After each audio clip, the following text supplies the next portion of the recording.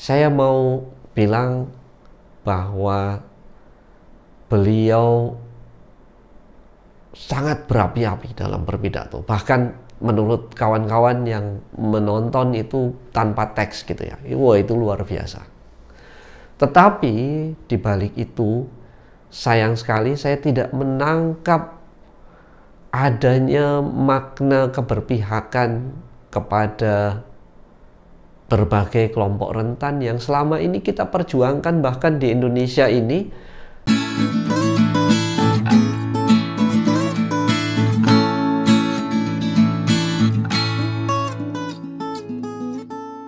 Belum lama ini kita sudah melampaui pergantian pemerintahan.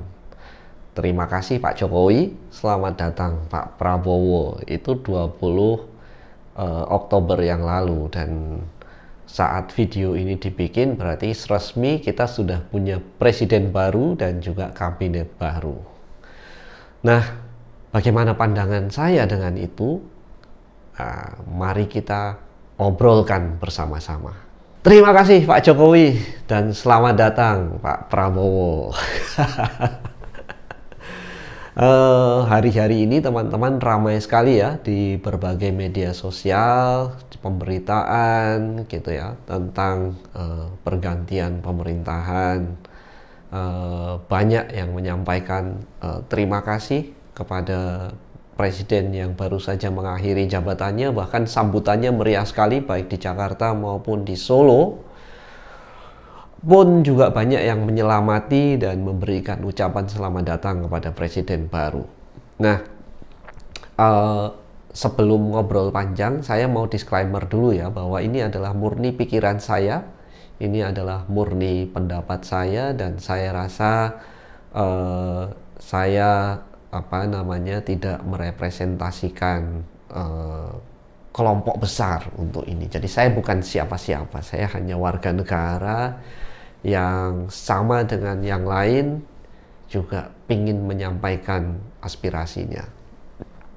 Nah, teman-teman, ada banyak pembahasan terkait dengan berakhirnya pemerintahan Pak Jokowi, maupun juga dimulainya pemerintahan Prabowo pada tahun ini begitu ya. Saya tidak akan berbicara panjang, saya hanya akan berfokus pada beberapa hal yang menurut saya cukup menarik begitu ya. Dengan latar belakang saya yang selama ini banyak berkecimpung dan aktif pada perjuangan-perjuangan yang berkaitan dengan hak difabel atau penyandang disabilitas, tentu saya mengikuti betul dan pada awalnya berharap betul dengan nawacita, dengan piagam Suharto begitu ya, yang dicanangkan oleh Pak Jokowi pada saat itu, berharap betul bahwa banyak perubahan yang akan dilakukan begitu. Nah, faktanya bagaimana? Apakah kira-kira banyak perubahan yang sudah dilakukan? Nah, ini bagian pertama yang akan saya curhatkan gitu ya. Pertama, saya rasa ini dari sejauh yang bisa saya ingat begitu ya. Di tahun kedua atau memasuki atau menjelang tahun ketiga masa jabatannya, Pak Jokowi pada saat itu mengesahkan Undang-Undang Penyandang Disabilitas atau Undang-Undang 8 tahun 2016 tentang penyandang disabilitas. Pada saat itu bulan Mei 2016. Saya terus terang berharap banyak pada saat itu, karena sebelumnya tahun 2014 Pak Jokowi itu menandatangani piagam Suharto, di mana Suharto itu diambil dari salah satu nama tokoh pejuang penyandang cacat pada saat itu, atau kemudian penyandang disabilitas, kami menyebutnya difabel di Solo. Beliau seorang dokter ortopedi gitu ya kalau nggak salah, dan juga mendirikan satu rumah sakit yang menyediakan layanan terapi dan seterusnya bagi difabel. Nama Soeharto kemudian diambil sebagai piagam oleh Pak Jokowi untuk menyatakan komitmennya pada isu-isu difabel, pada isu-isu inklusi difabel. Bahkan pernah di satu waktu pidatonya Pak Jokowi menggunakan istilah difabel, meskipun kemudian dikritik oleh banyak pihak. Tetapi satu hal yang saya bayangkan pada saat itu adalah bahwa dengan semangat beliau untuk bekerja, untuk membawa segala sesuatunya pada ranah implementatif begitu, kemudian komitmen itu bayangan saya akan kemudian dilakukan dengan sepenuh hati begitu ya.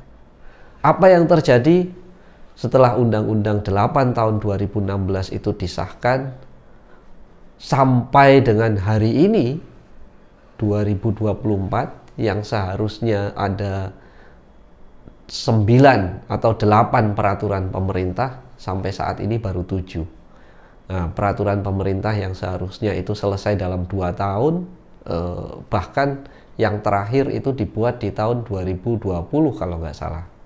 Artinya itu 4 tahun, butuh waktu 4 tahun untuk peraturan pemerintahnya. Beliau juga sampaikan di salah satu pidatonya, kalau nggak salah waktu itu adalah Hari Disabilitas Internasional tahun 2020, beliau sampaikan bahwa kita sudah banyak membuat kebijakan yang harusnya kebijakan itu segera dapat dilaksanakan. Tapi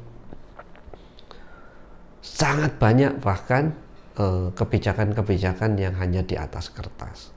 Bahkan kalau teman-teman di luar banyak menyampaikan bahwa demokrasi kita sudah menjadi demokrasi semu, tidak ada lagi demokrasi dan seterusnya.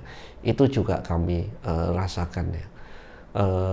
Ruang-ruang untuk mendiskusikan beragam kebijakan di mana pengarus utamaan isu difabel dan kelompok rentan itu mestinya ada di sana, itu justru menjadi ruang yang sangat tertutup untuk kami menyampaikan aspirasi gitu. Oke, kemajuan infrastruktur banyak sekali. Tetapi di balik kemajuan infrastruktur itu juga ternyata kami masih menemukan betapa aksesibilitas masih menjadi tantangan dan kendala yang sulit buat kita gitu ya. Bahkan sebagai presiden yang datang dari bukan siapa-siapa kan gitu ya kampanyenya ya. Beliau itu presiden yang kita bisa berharap untuk menjadi sesuatu di Indonesia karena beliau saja dari yang bukan siapa-siapa bisa menjadi presiden begitu. Kami pernah mengundang dalam satu kesempatan, beliau pada akhirnya tidak hadir untuk menyapa kawan-kawan difabel dalam satu event besar yang kami selenggarakan gitu ya. Tapi dan selanjutnya itu terkonfirmasi dengan berbagai manuver beliau soal upaya 3 periode, soal kemudian menjadikan anaknya sebagai wakil presiden dan seterusnya, bahwa apa yang kita dengar dan bayangkan selama ini bahwa dari tidak ada apa-apa, dari bukan siapa-siapa bisa menjadi sesuatu di negeri ini sepertinya tidak berlaku. Karena yang sedang beliau bangun saat ini, yang sedang dia bangun adalah dinasti di mana anaknya, menantunya akan menjadi pejabat di negeri ini.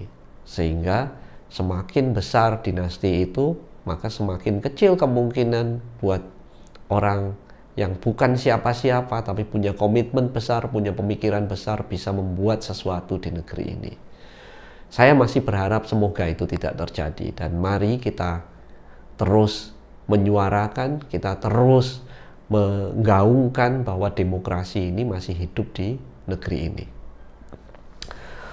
Nah, itu bagian pertama. Sekarang bagian kedua. Oke lah, kita move on. 20 Oktober sudah terjadi, pelantikan sudah terjadi, dan saat ini Pak Prabowo sudah menjadi presiden. Kalau soal yang lain-lain terkait dengan rekam jejak beliau sebagai pelaku pelanggaran HAM dan seterusnya sudah banyak dibahas, dan saya yakin kawan-kawan sudah tahu. Banyak yang menyampaikan itu, tapi kemudian juga dibangun opini seolah-olah bahwa beliau bersih dari itu. Ya, kita serahkan kepada kebenaran. Yang ingin saya katakan adalah 20 Oktober lalu beliau menyampaikan pidato pertamanya. Ada 3 hal yang menurut saya cukup menarik dari pidato itu. Bukan hanya dari pidatonya, tapi juga dalam hal apa yang beliau lakukan dalam katakanlah 2 hari pertama. Karena video ini dibuat tanggal 22 Oktober gitu ya. Pertama, saya mau bilang bahwa beliau sangat berapi-api dalam berpidato. Bahkan menurut kawan-kawan yang menonton itu tanpa teks gitu ya. Wah, itu luar biasa. Tetapi di balik itu, sayang sekali saya tidak menangkap adanya makna keberpihakan kepada berbagai kelompok rentan yang selama ini kita perjuangkan, bahkan di Indonesia ini dalam kerangka kebijakan-kebijakan baru sepertinya sedang menjadi fokus. Misalnya perempuan, kita ingat betul undang-undang TPKS, tindak pidana kekerasan seksual, yang baru saja disahkan dan kita masih menunggu sejumlah aturan turunan begitu ya. Itu di isu perempuan, banyak sekali kejadian-kejadian kekerasan seksual, kejadian-kejadian diskriminasi, pelanggaran hak asasi bagi kelompok perempuan. Beliau menyinggung sedikit terkait dengan kelaparan, stunting barangkali, tapi bagaimana dengan pengembangan anak-anak kita, memastikan anak-anak kita berada pada ruang aman. Difabel atau penyandang disabilitas, sama sekali tidak ada pernyataan dari beliau yang memberikan jaminan komitmen pemerintah bahwa kelompok-kelompok rentan ini, perempuan, anak, difabel, maupun kelompok marginal yang lain, itu sebagai prioritas dalam pembangunan menuju Indonesia Emas 2045, atau setidaknya dalam 5 tahun masa kepemimpinan Pak Prabowo. Keberpihakan itu absen, teman-teman. Jadi apa ini? Apakah kita masih bisa berharap? Nah, semoga karena itu tanpa teks, semoga Pak Prabowo lupa dengan poin itu saja, tetapi akan dilakukan pada program-program beliau begitu ya. Itu harapan kita. Kita masih boleh berhusnudzon, tetapi tentu tidak cukup dengan berhusnudzon ya. Semoga Pak Prabowo mendengarkan video ini, Pak. Kami sudah panjang memperjuangkan kepentingan difabel. Jumlah kami itu lebih dari 10% Pak di negeri ini.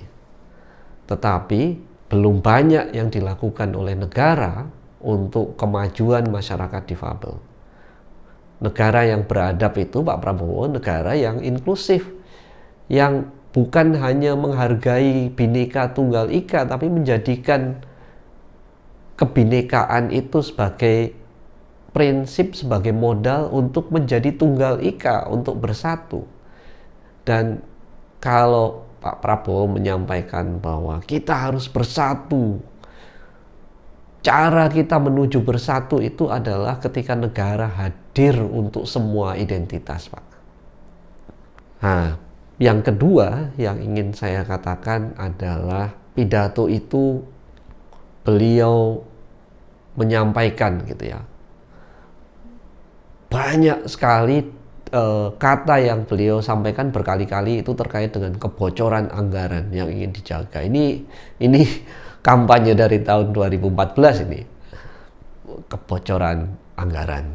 Nah, itu kan artinya saya membayangkan dengan itu nantinya bukan hanya sekedar bahwa jargon-jargon terkait dengan penguatan KPK, transparansi, akuntabilitas, dan lain sebagainya. Tetapi juga harapan saya mulai dari hal konkret yang paling sederhana, misalnya perampingan pemerintahan. Yang terjadi justru penggelembungan struktur pemerintahan yang menjadi begitu besar, ya. Tentu teman-teman tahu semua ada kementerian yang 40-an lebih, wakil menterinya ada yang 2, ada yang 3, dan seterusnya.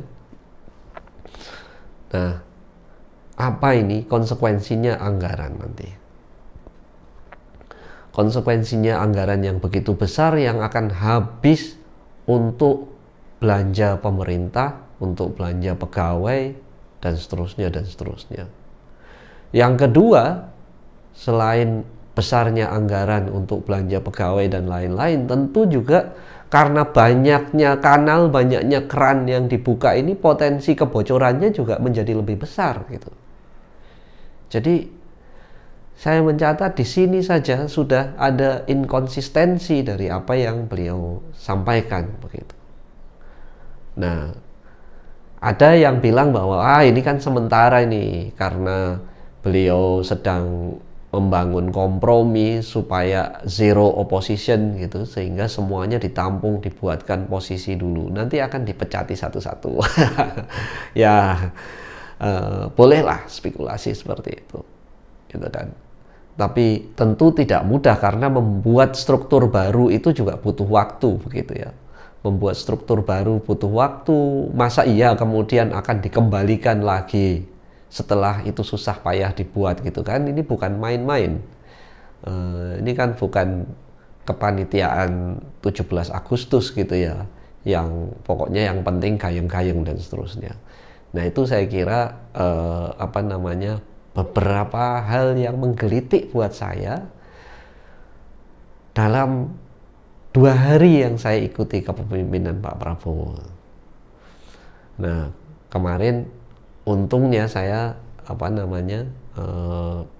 banyak informasi sudah ada di YouTube dan lain sebagainya, jadi saya mengikuti. Sebenarnya 20 Oktober saya berencana untuk ikut aksi bersama teman-teman mahasiswa, tapi karena hujan jadi kemudian tidak bisa keluar, dan kemudian saya coba mengikuti, dan ini keresahan yang saya rasakan. Bagaimana dengan keresahan yang kalian rasakan? Silahkan share ya di komentar dan di media sosial. Terima kasih. Sampai ketemu lagi.